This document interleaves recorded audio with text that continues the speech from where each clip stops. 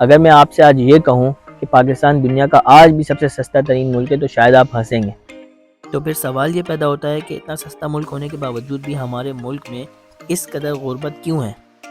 اس کی اصل وجہ یہ ہے کہ ہمارے ملک میں آج لوگوں کو وہ سیلریز، وہ تنخواہیں ملتی ہیں جو پہلے کے زمانوں میں غلاموں کو ملتی تھی۔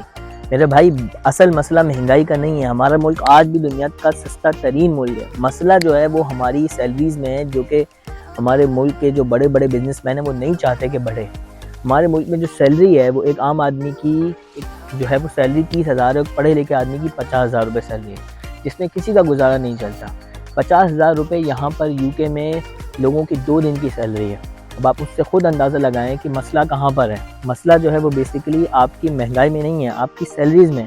اگر یہی سیلری آپ کی دنیا کے حساب سے ہو جائے تو آپ کا ملک جو ہے وہ سستا ترین ملک ہے دنیا کا۔ آج بھی آپ کے ملک میں 16,000 روپے میں ایک قربانی کا حصہ ہو رہا ہے، اور بکرا آپ کو مہنگے سے مہنگا بکرا بھی 50,000 روپے کا حد سے حد مل جائے گا۔ اب میں آپ کو مثال دیتا ہوں یو کے کی۔ آج میں گیا ایک بکرے کی جو ہے وہ قربانی کے لیے میں نے ایک دکان والے سے جو ہے وہ بات کی تھی، تو اس نے مجھے ایک بکرے کی جو قیمت بتائی وہ بھیا بتائی 230 پاؤنڈ، ٹھیک ہے؟ تو 230 پاؤنڈ کے اندر اس نے مجھے جو ہے وہ ایک بکرا جو ہے وہ کروا کے دیا، جو کہ ہارڈلی 12 سے 15 کلو کا ہوگا۔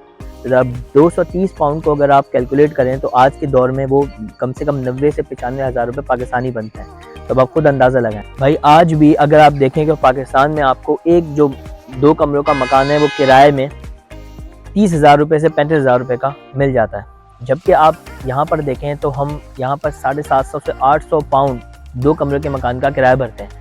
اب آپ خود سوچیں کہ مہنگائی کا کس عروج پر ہے ان ملکوں میں۔ یہ دنیا کے مہنگے ترین ملک ہیں، لیکن اس کے باوجود یہاں پر وہ انسان جو کہ 4 دن کام کرتا ہے ہفتے میں یا 5 دن کام کرتا ہے، وہ اچھی زندگی گزارتا ہے، اس کے پاس گاڑی بھی ہوتی ہے، اس کے پاس اپنا گھر بھی ہوتا ہے۔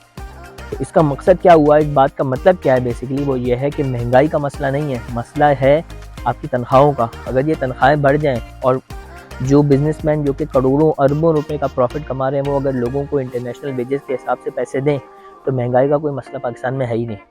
میں آپ کو ایک مثال دیتا ہوں کہ یہاں پر گورنمنٹ نے منیمم ویج جو سیٹ کی ہوئی ہے وہ ہے 10 پاؤنڈ پر گھنٹہ۔ اب ایک عام آدمی جو کہ بالکل ان پڑھ ہے، جاہل ہے، اینٹیں اٹھاتا ہے، پلمبر ہے، گاڑی چلاتا ہے، کچرا اٹھاتا ہے، وہ انسان بھی 1 گھنٹہ کام کر کے 10 پاؤنڈ کماتا ہے، یعنی کہ 12 گھنٹے کی ایک دن کی شفٹ کر کے وہ انسان 120 پاؤنڈ کماتا ہے۔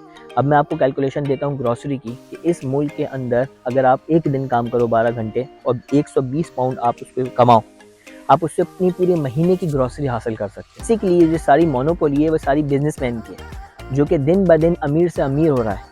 اس کو کوئی فرق نہیں پڑ رہا کہ ہمارا ملک کس طرح سے ڈیفالٹ کی طرف جا رہا ہے، لیکن ہمارے ملک کا بزنس مین امیر سے امیر ہوتا جا رہا ہے اور غریب آدمی غریب سے غریب ہوتا جا رہا ہے۔ اس کی وجہ یہ ہے کہ بزنس مین تو اپنے حساب سے کروڑوں میں کمایا جا رہا ہے، لیکن جس حساب سے اس کو لوگوں کو سیلریز دینی چاہیے، جس طرح سے اس کو لوگوں کو بینیفٹ دینے چاہیے، وہ دیتا نہیں ہے، اور گورنمنٹ اس کے اوپر کوئی بھی کریک ڈاؤن نہیں کرتی، کیونکہ بزنس مین سارے جو ہیں وہ پولیٹیشنز کو دبا کے پیسے کھلاتے ہیں۔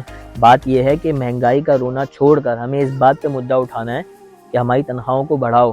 جو بزنس مین کروڑوں اربوں روپے کما رہا ہے وہ اپنے لوگوں کو، اپنے امپلائیز کو کیا سیلریز دے رہا ہے؟ تو بھائیوں، اس ٹرک کی بتی کے پیچھے سے جو ہے نا ہمیں نکلنا پڑے گا۔